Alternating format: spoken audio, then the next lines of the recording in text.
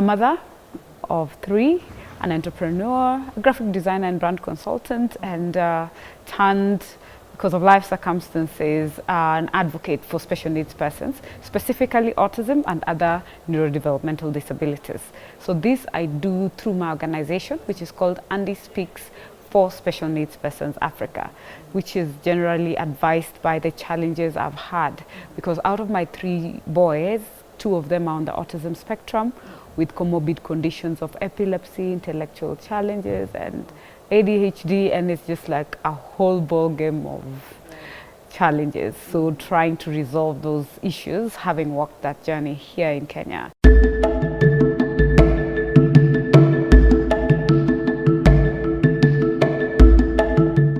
To look at it as like God taking you through the test for you to have a testimony and for you to be in a position of experience other than just learning about things. You know, when you learn and you experience, it's 2 totally different things. And when you go through the fire, when you come out, it's actually as you're a stronger person. And I feel I'm living my purpose. Yeah. So the days, of course, when it was earlier, I would be like, God, what did I ever do to you to deserve this? But now it makes sense, because when I'm having engagements with other parents, trying to encourage and work with them, you get to see if I had not gone through all the trials and tribulations, sleepless nights, not being able to afford a lot of the key services, going through government, because back then I could not afford it, you know.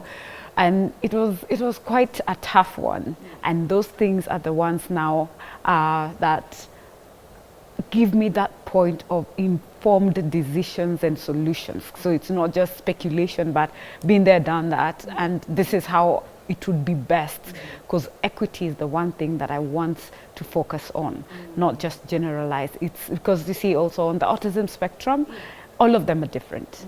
And you meet one person, that's one person. None are like similar. Yes, you can say 100% the things my son has. Even my 2 kids are totally different, yet both of them are on the spectrum.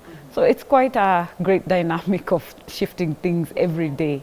And even through the phases of life, when they were smaller and what I'm handling now that they're teenagers, and I'm still worrying now about the next phase of when they're going to become young adults and all of that. So it's a journey of constant rediscovery, constant learning, challenges each and every day that needs a new you every other time.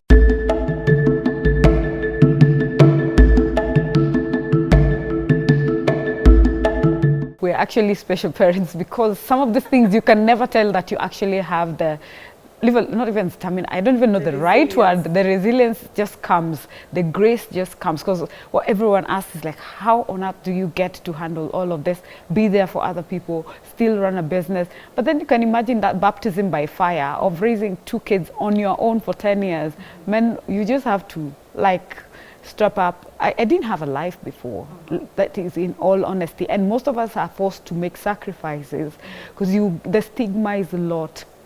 The segregation by the society, the stigma, and the being labeled, and the cultural and the attitude of people towards you after that. So you learn to just readjust yourself and make do with what you have. But you know, the one thing is, most of us parents will not tell you that we need people to work with us. We need our family to be more understanding, not those ones of usipompeleka kwa pastor XYZ hatutakuongelesha tena. People get such threats. Don't come here with them if you've refused to go and see. You know, everyone thinks they have a solution. Yet if you look at science, nobody knows the cause of autism to this day and age. There is a lot of hypotheses that is there, but for certain this is what causes it. It's not documented anywhere. It's just all the papers and whatever. So what we are made of is just God. I believe we're just a reflection of God, because I wouldn't know I had such patience. And that is the greatest lesson that you learn. Patience, and you fall, because we get those days that are rock bottom days, and you have to pull yourself together, because most of the time you look and you're like, if I'm not there for this child, me, the mom, then who else will be there? So you just have to.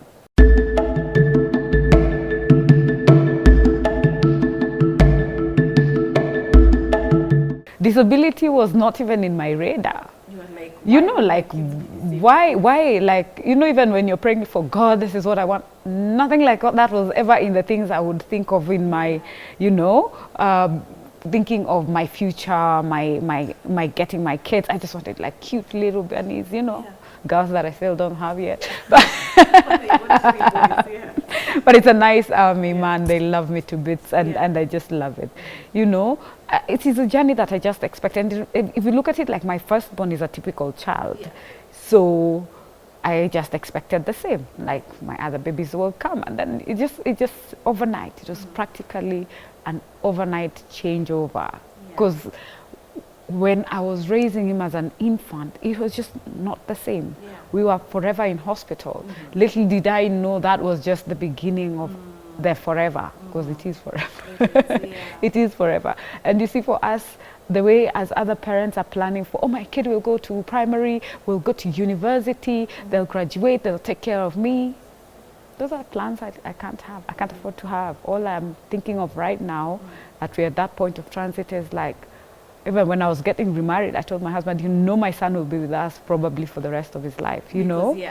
You know, and we're still praying for the miracle, and we're praying for all the interventions we are doing to get it to a better place, that they can, at least one of them has shown a great improvement, that he will be able to, you know, be independent and move on with his life. But then the middle child, you're still in that, okay, we can't release you to the world, and right now, even when I'm looking at 13 and what other 13-year-olds are doing, it breaks us as parents, because we wished, we desired. You know, I was looking at, like, I had insurance set out for like college, for what, and I'm just like, okay, that's like that is what I dreamt of when I was planning to have my babies, you know, like, you'll go here, you'll do this, but God had his own plans. And we're adjusting. Like they say, the only constant thing is change, man. So we realign with it as it comes.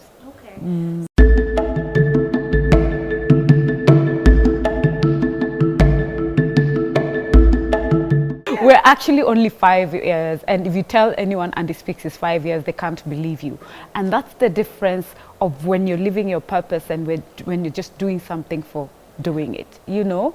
And because all the projects we do personally are God guided. I will have an idea in the middle of the night. I cannot explain where it comes from, and like, this is what you need to do. Like, I sleep with a notebook next to my bed. Because sometimes God will not allow you to sleep. You know, when you hear that clarity, and I know many people don't, there are people who don't believe in God anyway, but that higher being, that subconscious, whatever you want to call it, will not allow me to sleep until that is done. We have now streamlined, you know. The first few years is trying to gauge the space, trying to see what's actually needed. You know, every parent's journey is different. That is my experience. It's not the same as the person in Mandera. It's not the same as the person in Coast. It's not even here in Kiambu. It's not the same. And my setup, having 2 special needs kids, is like a double training versus someone who has one, you know. And when you have someone with cerebral palsy, it's slightly different, because you see, the neurodiverse community has roughly the same challenges. So the first 3 years was just a lot of more research, advocacy, awareness, and just getting together, doing town halls. And now that has advice, and we've been able to realign our projects. We have so many awards because of the work we have done. And I always say, I just don't want other moms to go through what I went through. Sitting at a hospital, bottom line is, it was hell, man. It was hell. And sometimes I sit back and I think of the ones who are now having like 30, 20-year-olds. How did they do it? And you know, but then those are the days all you could do is just stay with them in the house and, you know, try and do everything from there, because there was no information. So in that lack of information immediately after being diagnosed, and that feeling of being alone, is the one thing that I want to be there. Like, if a parent gets diagnosis, let's sit, let's talk. It's not a death sentence. Take it easy. This is what you expect, you know, have that conversation. So we are having a training of now caregivers. We're having a training of public servants. We just trained the police officers because you see, like my 13-year-old gets lost, can't talk. Karao utamwambia nini? Kijana umejiona wewe ni? You know, and that's just who he cannot talk. He cannot talk. But then he will get beaten. He cannot talk to you that I'm hungry and goes and grabs something. Mwizi, he's, you know. So looking at all those angles of life, we're just trying to set things and align them, that the community is ready to integrate our children. Integration is important because they will not live in a special world for the rest of their lives. They have to live amongst others. So awareness for both the community and their caregivers, and that we run through our Neurodigest program, where we do either media engagements, we have our podcasts, we had a TV show before, then now it's evolved to the podcast. We have our web platform where we host our podcast, but it's also rallied on all other major platforms. Then we just have a conversation with specialists, parents, people sharing their stories. We hear stories of the West, but we want to hear our own African stories. Right. When I tell you my son was not walking, he's now walking, he was not talking, you know, how did we do it, what changes, you know, because our demographics, like I mentioned earlier, are very different. So under the Neurodigest program, we have a bit of that, the training, the podcast, the engagement, and of course on the social media, letting people know about information. But then there is that information, if I was to tell you about autism, we can have a whole day conversation. It's very diverse. So in the past 4 years, I've been doing research and gathering information. So we have this web portal, which is called Special Needs Resource Hub. So in this resource hub, we have information about autism, information about cerebral palsy, Down syndrome. When you're told what are the things, you know, something as delicate as Down syndrome, there are those things you need to do within the first few months when a child is born. Because of the defects like the heart, the nose and eyes and ears, those are things that need to be checked almost immediately. Because it's a comorbid where you find like they have a hole in their heart or something's not well functioning. So just knowing and guiding for parents, just expect you'll go through depression. If you're a single parent, this is what you can do. There is potty training. We have a library where now you have books you can read on. We have now all our shows also in one place, so you can listen to the different therapists. Then we have the resource section. What do I get from government? That's under social protection. What's there, what's not? Under education, what kind of special needs education is it? Then we have a directory of both the schools, the hospitals, the therapists. So if I'm looking for a therapist, you go there and you get it listed.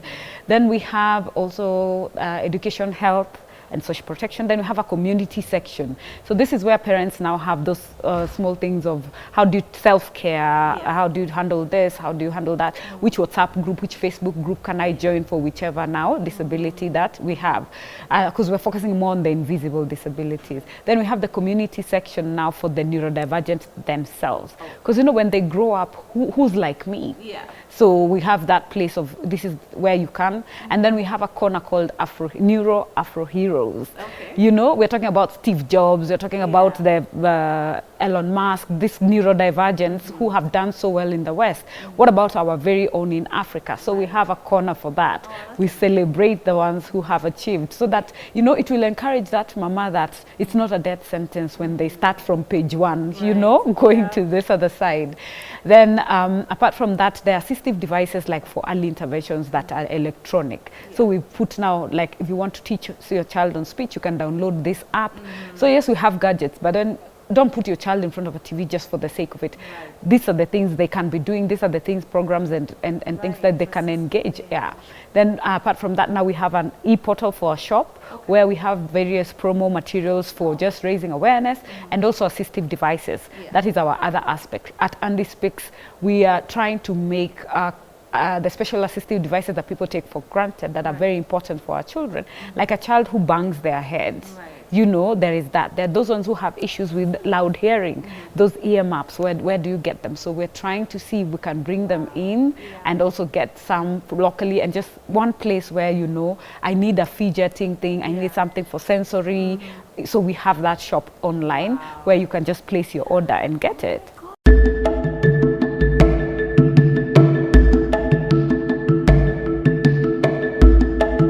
You know, that's actually a sad space. It makes me sad that you find people are very ready to give to other things, but for our children, we actually don't. I've self-funded a lot of it and crowdfunding with friends. But you know, you can only ask for so long. you know, people can come through, but we still try. There are sponsors who worked with us also, but then some are falling off in this time. So we're actually at a point we're looking for people who can help us move to that next level of getting it, you know, properly done. Because people don't understand this new, people are calling it emerging disability. They're not emerging, they've always been there, you know. But you see, invisible disabilities is something that people are not, it's not your everyday. But what we are saying, if you look at the US only, in the past 10 years, autism rate has gone up by 316% in 10 years. So if you project, that means we're headed somewhere where we will be running helter-skelter. How about we invest in doing things right now? And that's where now you find our project where we're fighting for policy change. We're fighting for inclusion in all aspects, including caregivers, so that they're able to support their children, so that people talk of disability being, people with disability being poor. It's not. It's just very expensive to raise a child in this space. Because you can imagine, you have your normal budget. For us, we have the therapies on top of it. We have medication on top of it. We have the assistive devices to just make them calmer. You know, our schools is special school. Our doctors, you add now the neuros and the nutritionists and the ETCs. So our budget is like 150 everyone else. Yet we cannot have the freedom of working and sustaining work. Because like a parent came and said, like, I've been given an ultimatum. Because I'm taking time to take my child to therapy. But if I don't take my child to therapy, that means I will not be able for that child to be independent so that I can work better. You know, that when we're talking about, you see how when it was maternity leave, when it was about giving birth and lactation rooms, because everyone is affected, everyone is okay with it. But because we are a small majority, you find you're not as important, we can replace you, which is very, very sad, considering you'll find also that many are sole breadwinners. And that is what advises now our next project, which is the therapy centers. So we've been building therapy centers in the school. And this is something we are hoping that the government can be able to take up. Because you see, if we have the centers, the same way you have PE, you have a playing field, it's a basic need for the special needs. And just having the right, you know, setup. We pay extra in schools. I don't even want to get into costs. But anyways, that therapy center. But we have now opened one for learners, especially like ADHD learners and autism. That is a gap we have here in Kenya. So we have opened one called Nexus Therapy, where it is set for an autistic child. Yes, others can come, we have the equipment, but for an autistic child, it is bliss because we have the sensory integration. That is one of the greatest challenges. The sensory integration room, which we are based it with the UK standards. So we've had to like ensure every item that's needed is there. We have the occupational therapy one, and then we have a sensory gym. Proper gym, yes. And then we have the sensory gym, and of course we have now the speech therapy, and then we have assessment and psychosocial support at least once a week. So those are services that are available, because it's things that you can't just easily get. So what we want is so that your child doesn't go here today, tomorrow there. If you come and the child is comfortable and knows this is like another home, but I'm having fun while I'm being helped out. So if you come, you see, it's just like, for any typical person who'll be like, but this is a play area. But they, exactly, these are specific, as in these things do very specific things. So like when we were making purchases and someone's like, yes, so mnaenda kufanyia nini? You know, they don't get it. But our children have a lot of like fine motor skills that need to be built for them to gain their independence. Then we have the clothing line where we are making and custom making clothes for special needs children so that they stop struggling with all this thing of buttoning and complications in life. They have enough stress, man. So for anyone who wants like uniform, customized to fit the capabilities of their child, we are going to be offering that also. Then we have the Neuro Caravan, which is we do medical camps. There is these things like dental, and this we get through volunteer organizations, like hospitals comes and offer. So we usually do it during the Ride for Autism Awareness, which we do that's our flagship project that has advised a lot, because we've been going across, we've done it in Ethiopia, Nigeria, South Africa, Kenya, we've done, I think, like 20 counties, you know, crossed 20 counties. Just getting the information on ground and knowing what is going on the ground. So that's how you find that they all interlink. So like even getting disability, the disability certificate, the disability card, it's very difficult for us because you need more doctors than your typical disability. So we bring the doctors together and then we do it. And the one that actually made my day is when we did it at a school, like in the school setup. Parents come, the parents line up, the child is still in school, you know? So I just, maybe this, I go bring my child. Then you see what this one was helping us with is the child is not being misdiagnosed because you've changed their environment, because they've had to sit for so long, because they have been they're with amongst strangers, because the social aspect of it is one of the things they struggle with, you know. So if a child comes as they are, then you're able to give the right diagnosis. You get. So such small things that may be taken for granted are the ones that we take the extra mile to see.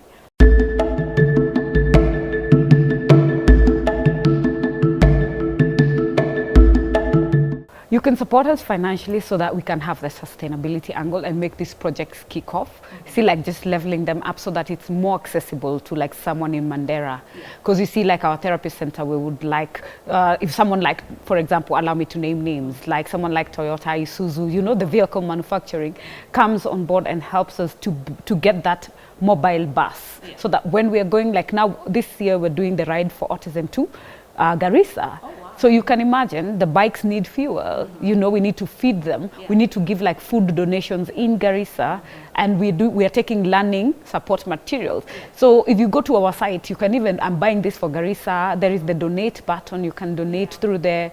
Our lines, our socials are always open and we respond, our WhatsApp group. So if you can, even if you want to support in kind as an organization or in cash as an individual, or you say I'll be supporting therapy for one child at the therapy center, you see you've saved someone to access it. So there are very many ways you can come through, but then those are our dreams and goals. Someone in IT, even offering your skills.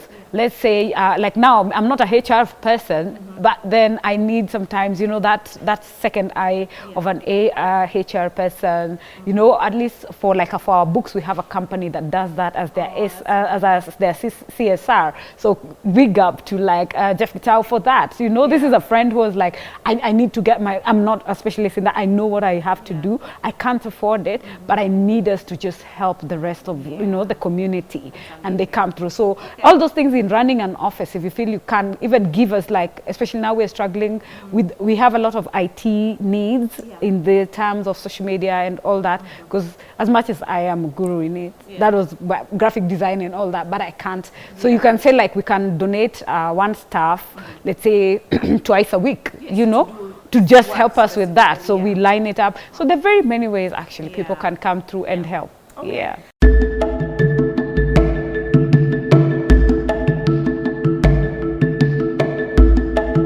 I wasn't 24-hour Mama Dera. That has never been me. I would try, but I try better now because we don't have to wear our problems. And one thing we need to remember, self-care is very important as mothers, yeah? You can't give from an empty cup. Yes, we're going through a lot, but take time, and this will be a call both to even neighbors support, friends, family support. Like, try and sleep, try and take one day for me.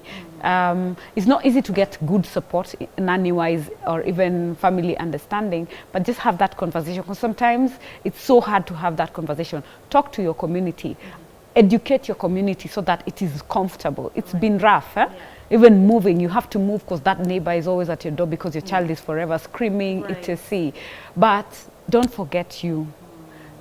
Once a month, go to the salon, have your hair done. Kama hauna leta nitakuzia ile ya kufunika. It makes all the difference. It makes the difference. Even you know? how you manage. And your child feels it, because when you're forever overstressed, they also feel it. And I know from experience, when I had not put myself together, and my child would be the one bearing the brunt, because I will face so much stress outside. I come home, they want my attention, and I'm like, I am tired, you know, leave me alone. So when you're coming from work, that transition, I would sit in my car, by the way, and just take 5 to leave, switch off work, be mommy. Then when they go to bed now, I pick up now, covering up everything else. I'd take at least one day to just cry and accept that this is hard and this is painful and I want to be loved and I want a husband who finally God sent. Yes. Because everyone was telling you, nani atakuoa na watoto wawili wako na ulemavu. You know, that is the African culture. You have boys. You think a man can take 3 children that are not his. But you see, God is an extraordinary person. He got me one from Nigeria, all the way.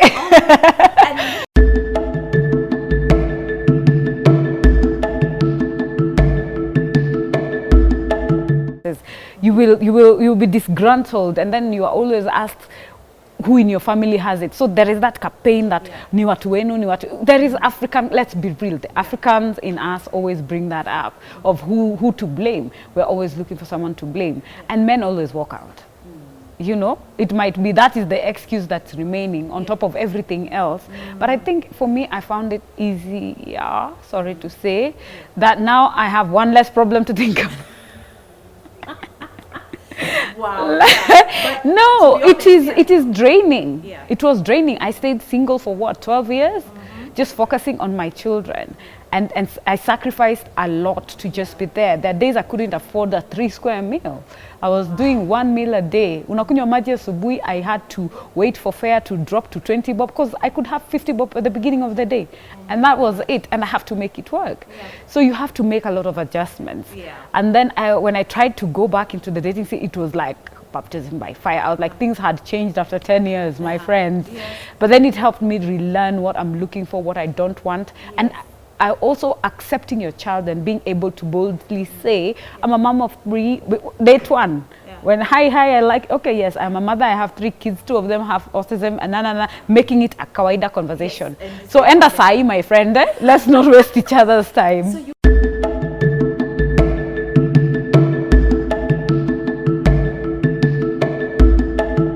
no, that was just like, I refused for 4 years. He was pursuing me for 4 years. So I said we can be friends. So we were friends. Like I could call and we talk for like an hour. I'm going through this and he would listen. He's a very good listener. And if he gets something, he would call me. So it started with friendship and then grew now to this love story that we have. But then one day when he was in Nairobi for a meeting and I was like, yeah, come over and see what I keep telling you about being a special needs parent. Then you can continue telling me if you really, really want this. And then I was, and God would have it, it was the worst time.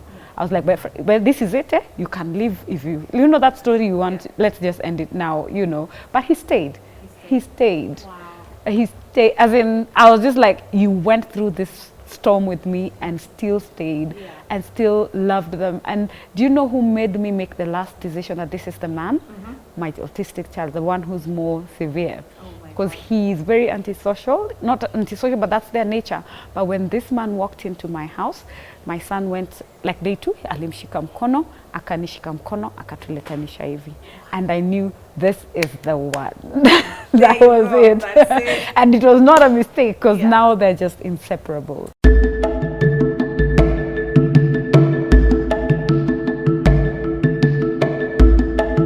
Basically, in a nutshell, that is Sylvia and that is Andy Speaks. And I would like to call on guys who'd like to be friends of Andy Speaks. Support our projects. They're all listed on our website, and that is www.andyspeaks4 specialneedspersons.org. You can donate. There is donate button. There is the M-Pesa channel that you can DM us on our socials. On Twitter, it's Andy Speaks, then number 4, IG Andy Speaks, or we have our Facebook page, Andy Speaks for Special Needs Persons Africa, and we have the autism ride coming up in April. We're riding from Nairobi to Garissa, and then we have a team leaving Kilifi to Garissa. It's going to be mad fun. So if you're a bike owner, join us for this exhilarating 2 days drive, stopping and raising awareness in all the counties in between, and be part of the difference, because this year we want to embrace difference and be the voice for the voiceless.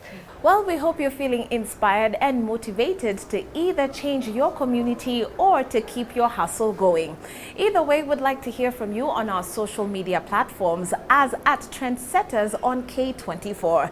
Thanks for watching this episode. I'm Shiko Kaitani. We'll see you next week.